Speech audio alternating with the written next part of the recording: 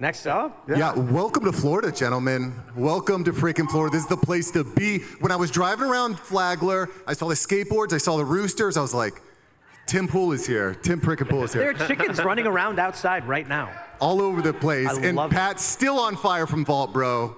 Best conference I've been to. Amazing. My big question is this. AI is going to displace tens of millions of jobs. Walmart's automating everything. Nobody's freaking talking about this in Congress. We're talking about this stuff. We're not talking about AI displacing millions and millions of jobs. Why not? Why can't we talk about this? No, we've started to have some of these discussions with my boomer colleagues, and it was great. We had Sam Altman in, and we had a big group of members, and he gave this little presentation and talked about some of the ethical dilemmas. And it's like, all right, first question from a member of Congress, and Rick Allen from Georgia raises his hand and he says, "Ask it if God's real."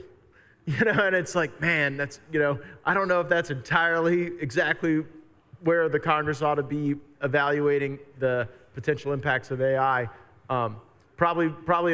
We could do a whole episode on it, but I think that we're behind, and I actually don't think there's any realistic expectation that you could ever establish a regulatory regime that could catch up to where Gen AI is going. Well, and China's way ahead of us when it comes to writing white papers and studying this too. So if we don't take it seriously, I think it might be too late. Right. So it creates a dilemma because there's some people who say, well, China's ahead, so the only way that we get ahead is massive U.S. federal government investment in AI, and in the absence of any guardrails there, with a lens toward military application, there can be real risks.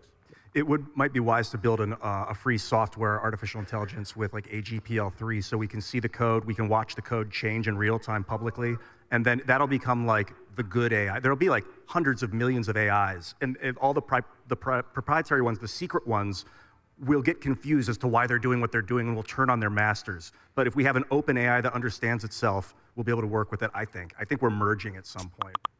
I just want to totally off point, though, just mention that Politico's reporting Kevin McCarthy might resign entirely. So, there's that.